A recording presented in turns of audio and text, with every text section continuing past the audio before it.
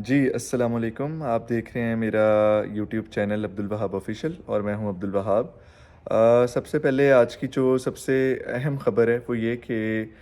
Norway के visas जो हैं वो आना शुरू हो गए हैं माशाल्लाह। बल्कि ये मैं अपनी वीडियो थोड़ी-सी लेट बना रहा हूँ। पिछले तकरीबन 1 महीने में बहुत सारे वीज़ाज़ लोगों को मिले और बहुत सारे जो स्टूडेंट्स हैं, अभी तो वो स्टूडेंट स्टेटस पर ही ज़ाहिर है, जो फार्मासिस्ट हैं, जो लैंग्वेज में आ रहे हैं, तो अभी तो उनका स्टूडेंट स्टेटस है, तो बहुत सारे स्टूडेंट्स जो हैं, वो पहुंच भी चुके हैं ओस्लो और कईयों से तो मेरी मुलाकात भी हुई और कईयों का मैं वो जो हमारा एक ग्रुप बना हुआ है, उसमें अपडेट्स मिलती रहती हैं। तो सबसे पहले तो जी आप सबको मुबारक हो जिन्होंने माशाल्लाह वीज़ा सिक्योर किए और मैं आप लोगों को ये बताता चलूँ कि मैंने अपनी पिछली वीडियो में जो गुड न्यूज़ वाली नॉर्वे की ऊपर वीज़ा अपडेट की वीडियो थी, उसके अंदर ये पेशन गोई दी थी 2023 के एंड में कि इंशाल्लाह बहुत सारे वीज़ाज़ आने वाले हैं और बिल्कुल उसी तरह से 2024 के स्टार्ट से हम देख रहे हैं कि एक बहुत पॉजिटिव रिस्पॉन्स आ रहा है यूडीआई की तरफ से। अब चलते हैं जी कुछ अहम सवालात के ऊपर। लेकिन उनके ऊपर जाने से पहले मैं छोटा-छोटा आप लोगों को कुछ टिप्स बता दूँ कि जो लोग नॉर्वे आ रहे हैं या आने वाले हैं, वो 3 से 4 काम जो करेंगे नॉर्वे आते ही, ताकि उनका कुछ भी टाइम ज़ाया हुए बगैर जो है वो प्रोसेस जो है रजिस्ट्रेशन का यहाँ पे वो पूरा हो सके। उसमें सबसे पहले जो इम्पोर्टेंट चीज़ है वो ये कि आपने पुलिस अपॉइंटमेंट बुक करनी है और अपना रेजिडेंस कार्ड अप्लाई करना है। रेजिडेंस कार्ड अप्लाई करने का कोई स्पेशल प्रोसीजर नहीं है। सिंपल जब आप पुलिस की अपॉइंटमेंट, फॉर एग्जांपल आप ओस्लो में लैंड किए हैं, तो ओस्लो के पुलिस जो डिपार्टमेंट है, जब आप वहाँ पर जाके अपनी अपॉइंटमेंट के बाद आप वहाँ पर रजिस्टर होंगे, आपके फिंगरप्रिंट्स वो लेंगे, आपसे मीटिंग करके आपका डाटा लेंगे, तो उसके बाद वो ऑटोमेटिकली आपसे आपका एड्रेस मांगेंगे, जो नॉर्वे का एड्रेस होगा जहाँ पर आप रह रहे होंगे, ताकि वो आपको रेजिडेंस कार्ड उस एड्रेस पर भेज सकें। दूसरा काम जो आपने ये करना है कि आपने अपॉइंटमेंट पर जाने से पहले एक सिम लेनी है, नॉर्वेजियन सिम, और ताकि आपके पास नॉर्वेजियन सिम यहाँ का फ़ोन नंबर हो और दूसरी चीज़ जो है वो आपके पास यहाँ का एड्रेस हो। नॉर्वे की जो सिम है, वो आपको फ्री ऑफ कॉस्ट, कुछ ऐसी कंपनीज़ हैं जैसे माईकॉल है, उसमें आपको फ्री ऑफ कॉस्ट और बग़ैर किसी नॉर्वेजियन आइडेंटिटी नंबर के आपके पासपोर्ट के ऊपर आपको सिम मिल जाती है। वो सिम आपके लिए बड़ी ज़रूरी होने वाली है आगे जाके। वो मैं आपको क्यों, वो मैं आपको बाद में बताऊँगा। उसके अलावा जो तीसरा काम है आपने, वो ये करना है कि आपका जब रेजिडेंस कार्ड भी आ जाए, और आपका फिर ऑटोमेटिकली उसके बाद अगला स्टेप होता है परशून नंबर का, यानी कि यहाँ का आइडेंटिटी नंबर 11 डिजिट्स का, वो भी ऑटोमेटिकली आता है जब आप पुलिस अपॉइंटमेंट के बाद आते हैं तो। उसके बाद जो इम्पोर्टेंट चीज़ है, जब आपकी ये 2 से 3 चीज़ें हो जाएंगी, तो उसके बाद आपने यहाँ पर बैंक अकाउंट अप्लाई करना है और उसके लिए सबसे पहले आपने ऑनलाइन उनकी वेबसाइट पे, जैसे फॉर एग्जांपल जो स्पारी बैंक है, उसकी वेबसाइट पर जाके आपने अप्लाई करना है अपना बैंक सॉरी। तो जी आपने अपना बैंक अकाउंट अप्लाई करना है। सबसे पहले स्पारी बैंक वन जो है, उस लाना है। वो यहाँ पर हेल्प करता है स्टूडेंट्स को, ताकि वो बड़ी सेफली स्मूथली उनका वो पूरा प्रोसेस होता है। और उसके बाद आपने उनकी सबसे पहले ऑनलाइन अप्लाई करना है। उसके बाद आपको उनकी ईमेल आएगी कि आप हमारी अपॉइंटमेंट करवाएं और आप अपॉइंटमेंट लें किसी दिन की कॉल करके, और उसके बाद आप फिज़िकली उस दिन डॉक्यूमेंट्स के साथ चले जाएं। इम्पॉर्टेंट चीज़ ये है कि आपने जो भी स्टेप करना है नॉर्वे में शुरू में आके, उसमें आपका पासपोर्ट होना आपके पास लाजमी है। इनके अलावा जो चीज़ें हैं, ये सारी चीज़ें करने के बाद, ये तो हो गई आपकी रजिस्ट्रेशन से मुतल्लिक, आपके पास सिम आ गई, आपके पास रेजिडेंस कार्ड आ गया, आपके पास यहाँ की प्रोफाइल बन गई, मतलब आपका आइडेंटिटी नंबर आ गया, आपका बैंक अकाउंट खुल गया।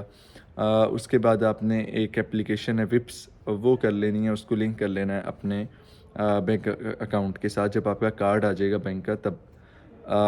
खैर वो इतनी ज़रूरी चीज़ नहीं है, लेकिन ये सारी मेन चीज़ें हैं जो यहाँ पर आपको हेल्पफुल होने वाली हैं नॉर्वे के अंदर।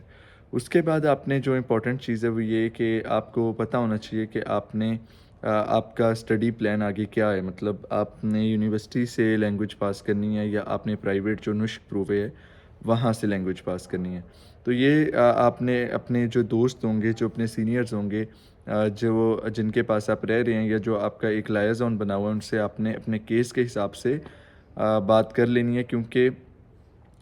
यूनिवर्सिटी ऑफ ओस्लो एडमिशन सिर्फ आपको तब देती है जब आपके पास आइल्स हो और जब आप लकी हों कि आपका वीज़ा उन महीनों में आए और आपके पास वीज़ा हो, और लकी हों कि आपका वीज़ा उन महीनों में आए जब वो अपने यूनिवर्सिटी के एडमिशन्स ओपन करें।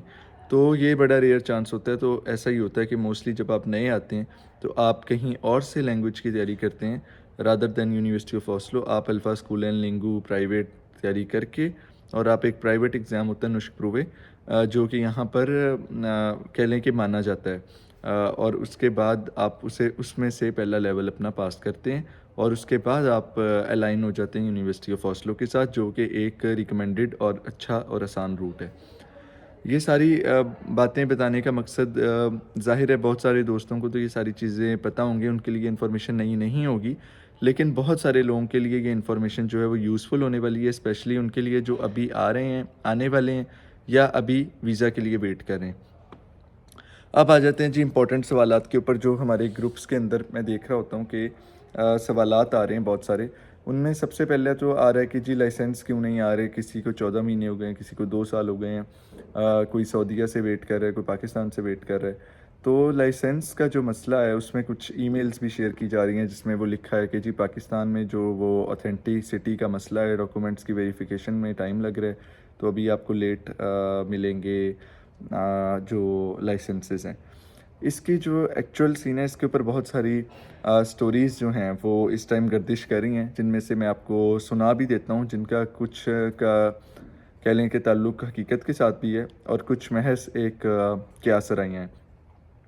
सबसे पहले मैं आप लोगों को ये बताता चलूँ कि आपको यहाँ से जो भी इंफॉर्मेशन मिलती है वीज़ाज़ के हवाले से या लाइसेंस के हवाले से, ऑब्वियसली वो आपको यहाँ के स्टूडेंट से या यहाँ के लोगों से मिलती है, और उसके ऊपर जो है वो कोई भी हतमी राय 100% जो ऑथेंटिसिटी है, अनटिल अनलेस वो डॉक्यूमेंटेड एविडेंस हो। जैसे ये जो ऑथेंटिसिटी वाला मसला है, ये तो ईमेल में उन्होंने खुद जो हेल्थ से डायरेक्टर आते उन्होंने ख़ुद लिखा भी है ये बात। तो अब मैं आप लोगों को बता दूं कि असल में स्टोरी क्या।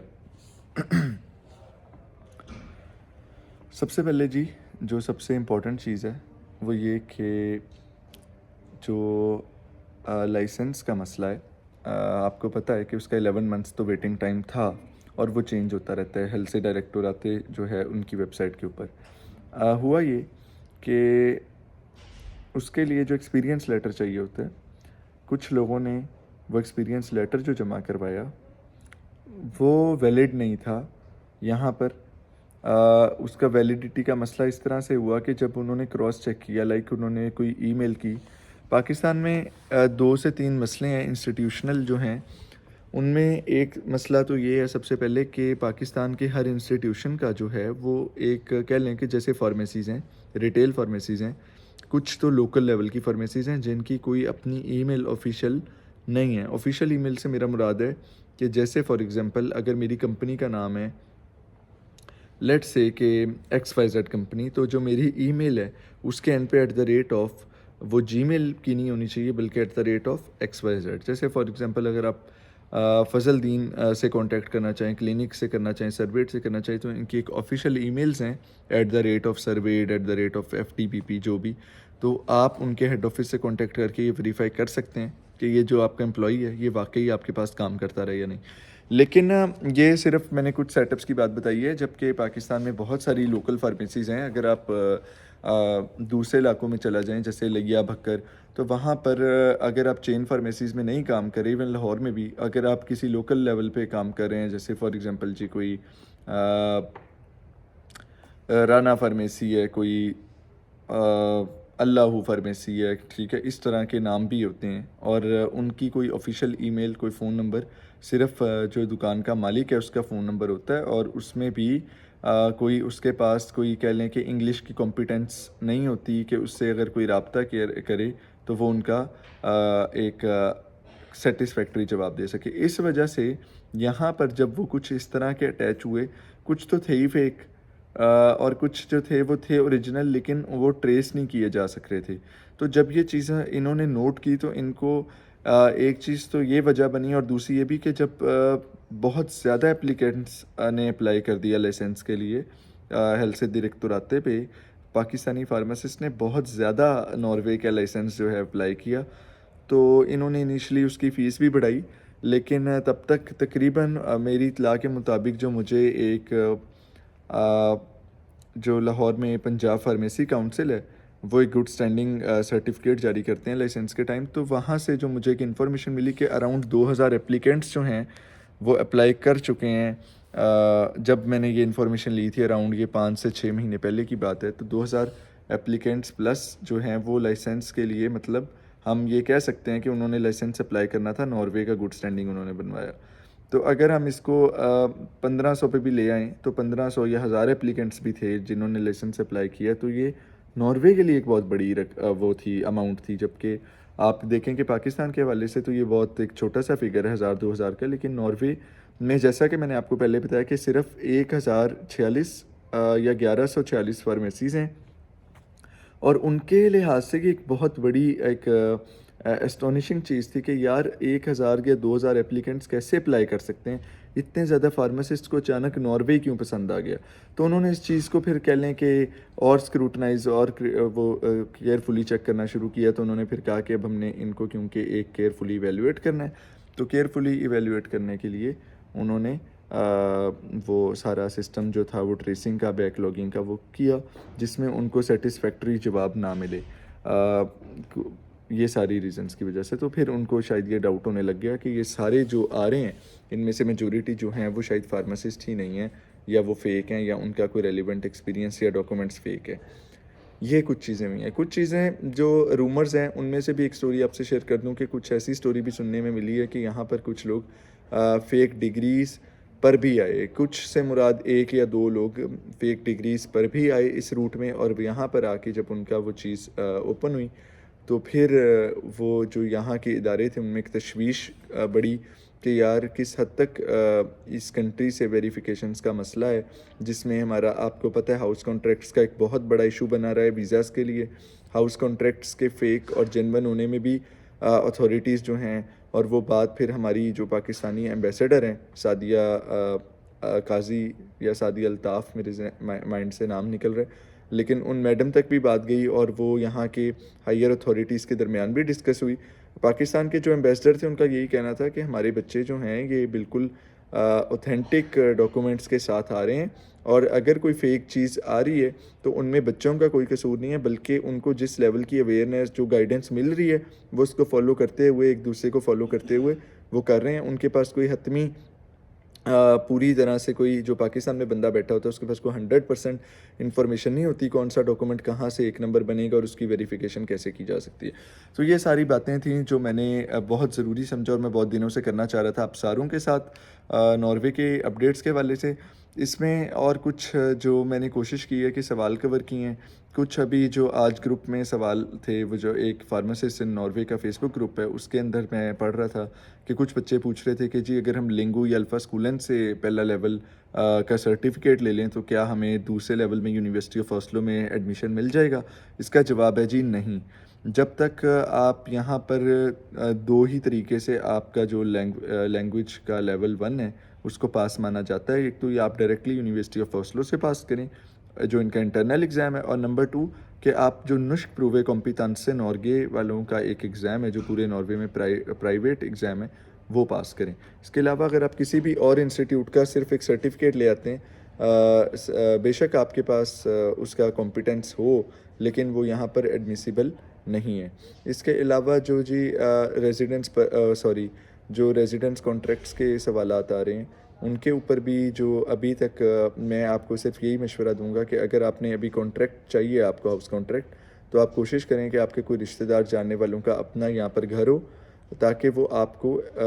हाउस कॉन्ट्रैक्ट दे सकें। नंबर 2 जो है वो ये कि आप SIO जो यहाँ पे स्टूडेंट हाउसिंग है, यूनिवर्सिटी ऑफ ऑस्लो की भी, बाकी यूनिवर्सिटीज़ की भी एक स्टूडेंट हाउसिंग है, उसके ऊपर अकाउंट बनाकर अप्लाई कर दें, और उसमें अगर आपका निकल आता है तो आप उसका ऑफ़र एक्सेप्ट कर लें और उसका जो कॉन्ट्रैक्ट है वो यूज़ कर लें। नंबर 3 जो है वो महंगा है इस तरह से कि आप fin.no पर जाके घर ढूंढें, और घर ढूंढने के बाद आप उसके जो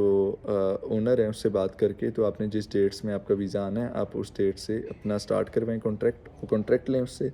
और उसके जो पैसे हैं वो भरना शुरू करें। बेशक आपको वो महंगा पड़ेगा, लेकिन ये 3 तरीके जो हैं ऑथेंटिक है। इसके अलावा जो हैं वो आप अपने फ्रेंड से, अपने सीनियर से गाइडेंस ले सकते हैं। उम्मीद है जी आज की वीडियो इन्फॉर्मेटिव हुई होगी। मुझे इजाज़त दीजिए, अपना ख्याल रखिए। अल्लाह हाफ़िज़।